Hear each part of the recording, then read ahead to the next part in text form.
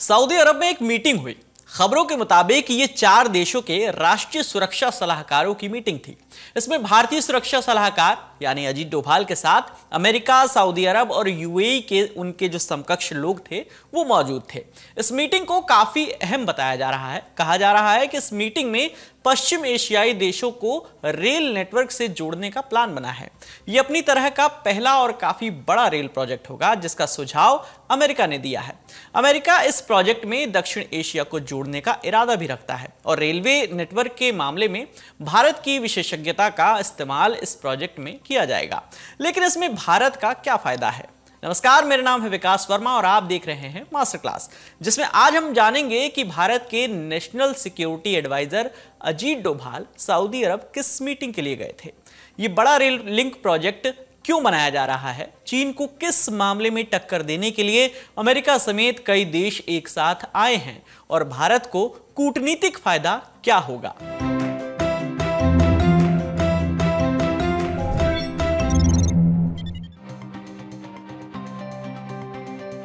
अंग्रेजी अखबार Indian express की एक रिपोर्ट के मुताबिक बीते रविवार यानी 7 मई 2023 को भारत के आने से अजीत डोभाल की मुलाकात अमेरिका, सऊदी अरब और यूनाइटेड अरब अमीरात यानी यूएई के सिक्योरिटी एडवाइजर से हुई। जबकि मीटिंग के अगले दिन यानी 8 मई को सऊदी अरब की तरफ से एक आधिकारिक बयान जारी किया गया, जिसके मुताबिक सऊदी में हुई इस मीटिंग में अजीत डोभाल के अलावा यूएई के राष्ट्रीय सुरक्षा सलाहकार शेख तहनून बिन जायद अल नहयान और अमेरिका के राष्ट्रीय सुरक्षा सलाहकार जैक सुल्लिवन मौजूद थे। और इस मीटिंग में आपसी संबंधों को बेहतर करने की बात की गई ताकि देशों के बीच स्थिरता, शांति और खुशहाली बढ़े। हालांकि इंडियन एक्सप्रेस अखबार की रिपोर्ट के मुताबिक चारों देशों के अधिकारियों के बीच अमेरिका के महत्वाकांक्षी रेल प्रोजेक्ट पर भी चर्चा हुई। इसके तहत अमेरिका पश्चिम एशियाई देशों को एक साथ जोड़ना चाहता है और इस रेल नेटवर्क से जुड़े देश बाद में समुद्र के रास्ते दक्षिण एशियाई देशों में भी जुड़ जाएंगे। अखबार के मुताबिक इस बड़ी परियोजना में रेलवे, समुद्र और रोड तीनों तरह की कनेक्टिविटी पर काम करेगा। यहां पश्चिम एशिया और दक्षिण एशिया भी समझना बेहद जरूरी है। पश्चिम एशिया माने वो इलाका जिसे अमेरिका मिडिल ईस्ट कहता है। यूनाइटेड नेशंस के मुताबिक इस मिडिल ईस्ट रीजन में आने वाले 12 देश हैं, जिनमें Bahrain, Iraq, Jordan, Kuwait, Lebanon, Oman, फिलिस्तीन, कतर, सऊदी अरब, सीरिया, यूएई और यमन। वहीं दक्षिण एशियाई इलाके में आमतौर पर भारत के अलावा 7 और देश गिने जाते हैं। इनमें बांग्लादेश, भूटान, मालदीव, नेपाल, पाकिस्तान, श्रीलंका और अफगानिस्तान जैसे देश शामिल हैं। अब वापस आते हैं सऊदी में हुई मीटिंग पर। इस मीटिंग की खबर सबसे पहले अमेरिकी न्यूज वेबसाइट एक्सियस ने दी थी, जिसके मुताबिक चीन अपने BRI विजन यानी बेल्ट एंड रोड इनिशिएटिव के तहत दुनिया के तमाम हिस्सों में कनेक्टिविटी बढ़ाना चाहता है, खासतौर पर मिडिल ईस्ट के इलाके में। इस इलाके में चीन के बढ़ते प्रभाव को रोकने के लिए अमेरिका कई कोशिशें जो है वो कर रहा है। वो अपना दखल भी बढ़ाना चाहता है और इसलिए ये इंफ्रास्ट्रक्चर प्रोजेक्ट जो है वो शुरू किया जा रहा है। लेकिन ये प्लान अचानक नहीं बना है। साल 2020 में यूएई, इजराइल और बहरीन के बीच अमेरिका की मध्यस्थता में एक समझौता हुआ। इसे अब्राहम अकॉर्ड या अब्राहम समझौता कहते हैं। ये 2 दशक से ज्यादा वक्त में इजराइल और किसी अरब देश के बीच पहली बार होने वाला समझौता था। इसमें खासतौर पर 2 सहमतियां बनी। एक ये कि यूएई और बहरीन में दूतावास खोले जाएंगे और दूसरी ये कि दोनों देश इजराइल के साथ टूरिज्म, हेल्थ और सिक्योरिटी जैसे मसलों पर मिलकर काम करेंगे। इस समझौते के बाद अक्टूबर 2021 में 4 देशों इंडिया, इजराइल, यूएई और यूएसए का एक ग्रुप बना। इसे I2U2 या पश्चिम एशियाई क्वाड कहा जाता है। इस ग्रुप का भी उद्देश्य यही तय किया गया कि इसके सदस्य देश जो हैं वो पानी, एनर्जी, ट्रांसपोर्ट, स्पेस, हेल्थ और फूड सिक्योरिटी जैसे 6 सेक्टर्स में आपसी सहयोग बढ़ाने पर काम करेंगे। एक्सिस के रिपोर्ट के मुताबिक इजराइल के एक पूर्व अधिकारी ने बताया कि चीन को ध्यान में रखते हुए इस रेलवे लिंक प्रोजेक्ट का विचार सबसे पहले इजराइल ने सामने रखा था। इसके बाद बीते करीब 1.5 साल में I2U2 के तहत हुई वार्ताओं में इस प्रोजेक्ट के बारे में निर्णय लिए गए और बीते महीनों में अमेरिका ने इस प्रोजेक्ट में सऊदी अरब को भी शामिल करने की बात कही। कहा गया कि लेवांत इलाके में आने वाले देशों को रेलवे नेटवर्क के जरिए खाड़ी देशों से जोड़ा जाएगा और फिर इस नेटवर्क में दक्षिण एशियाई देश भारत को भी समुद्री रास्ते से जोड़ा जाएगा। अब यहां लेवांत इलाके और खाड़ी के इलाकों के देशों का मतलब जो है उसको समझ लीजिए। लेवांत असल में फ्रेंच शब्द लीवर से बना है। इसका शाब्दिक अर्थ सूर्योदय या उत्थान है। हालांकि इस शब्द के ऐतिहासिक मायने और रणनीतिक मायने जो है वो समय के साथ बदलते रहे हैं, लेकिन भौगोलिक अर्थ में बात करें तो लेवांत इलाके में इजराइल, जॉर्डन, सीरिया और लेबनान जैसे देश आते हैं। वहीं Bahrain, Kuwait, Oman, Qatar, Saudi Arab और यूएई जैसे देशों को खाड़ी देश कहा जाता है। ये 6 देश गल्फ कोऑपरेशन काउंसिल के सदस्य भी हैं।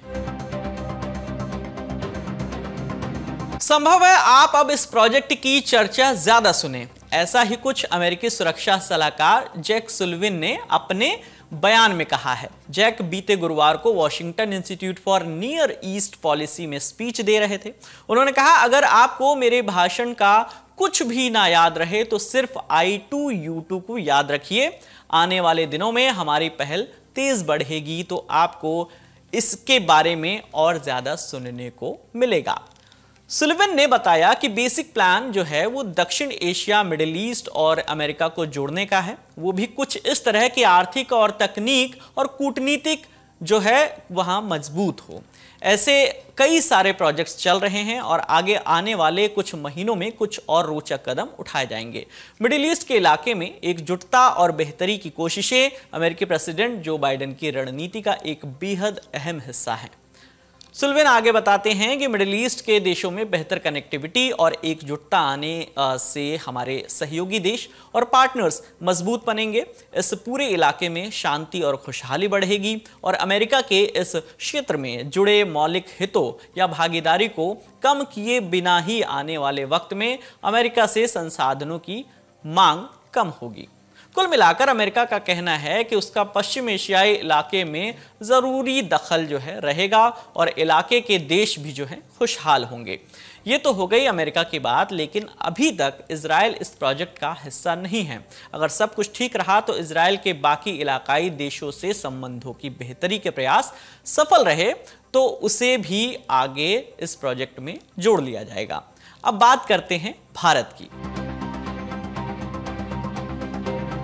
इंडियन एक्सप्रेस अखबार ने सूत्रों के हवाले से यह दावा किया है कि भारत भी इस प्रोजेक्ट का हिस्सा बनना चाहता है, क्योंकि इससे जो है भारत के 3 कूटनीतिक उद्देश्य पूरे होने हैं। तो क्या है ये 3 कूटनीतिक उद्देश्य? बीते कुछ सालों में पश्चिमी एशिया में चीन का राजनीतिक असर बढ़ गया है। इसकी बानगी इस साल तब देखी गई जब सालों पुरानी दुश्मनी भूल सऊदी अरब और ईरान आपस में बातचीत और समझौते को तैयार हुए।